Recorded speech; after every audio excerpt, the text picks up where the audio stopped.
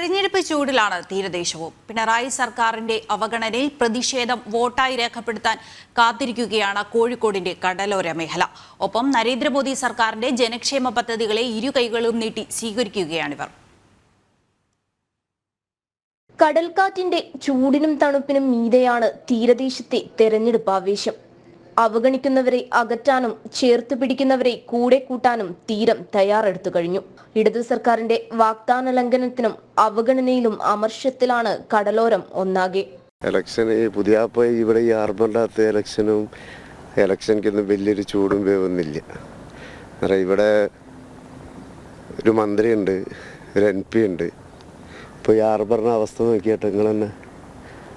അപ്പോൾ അവർ ജയിച്ചു പോയാൽ പിന്നെ ബൈക്ക് വരുത്തില്ല. എന്തിന് നമ്മൾ ഫിഷറീസിൽ ഞങ്ങൾ പൈസ അടക്കണത്, ഫിഷറീസിൽ പൈസ അടച്ചിട്ട് അതിൻ്റെ പൈസ പോലും ഞങ്ങൾക്ക് ഇപ്പോഴും കിട്ടിയില്ല.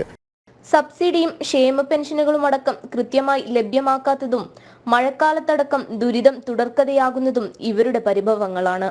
പിണറായി സർക്കാർ വന്ന അവിടുന്ന് മുതൽ ജനങ്ങൾക്ക് വളരെ ദോഷം തന്നെ, ആർക്കും ഒരു ഉപകാരമില്ല. ഇപ്പോൾ നമ്മൾ പണിക്ക് പോണതിന് തന്നെ വളരെ അപകടമാണ്. മാറി മാറി ഭരിച്ച ഇടതു വലത് സർക്കാരുകളിൽ പ്രതീക്ഷ നഷ്ടപ്പെട്ടു കഴിഞ്ഞു കടലിന്റെ മക്കൾക്ക്. അതിനവർക്ക് എണ്ണി എണ്ണി പറയാനും കാരണങ്ങൾ നിരവധി. ഭരണം വളരെ മോശം. അവരവരുടേതായ കുത്തക അവരുടെ കൈമിൽ തന്നെ കാര്യങ്ങൾ അടങ്ങി. രാഷ്ട്രീയം കൊണ്ട് രാഷ്ട്രീയക്കാർക്ക് എന്തെങ്കിലും കിട്ടാന്നല്ലാണ്ട് സാധാരണക്കാർക്ക് ഒരു കാര്യം രാഷ്ട്രീയക്കാർക്ക് കിട്ടില്ല. അതേസമയം നരേന്ദ്രമോദി സർക്കാരിന്റെ ചേർത്തുപിടിക്കലിൽ സന്തോഷത്തിലാണ് തീരദേശം. അതുകൊണ്ട് ഒരു മാറ്റവും അവർ ആഗ്രഹിക്കുന്നു. എന്തായാലും ഇവിടെ ഒരു മാറ്റം വരണം, എന്നാലേ ഈ പാവപ്പെട്ടവർക്ക് എന്തെങ്കിലും ആനുകൂല്യങ്ങളൊക്കെ ശരിക്കും കിട്ടത്തുള്ളൂ. അല്ലാതെ ഈ കേന്ദ്രം കൊടുക്കുന്ന ആനുകൂല്യങ്ങൾ ഇവിടെ വകുപ്പ് മാറ്റിയിട്ട് തന്നെ കൊടുക്കുന്നത്. ഭരണം മാറി വരണം എന്നുള്ളത് മാത്രമാണ് നമ്മുടെ ഒരാഗ്രഹം. ഭരണം എന്തായാലും മാറണം എന്നാ. കടൽക്കാറ്റിന്റെ ചൂടിനെയും വെല്ലുന്ന തിരഞ്ഞെടുപ്പ് ആവേശത്തിലാണ് തീരദേശവും.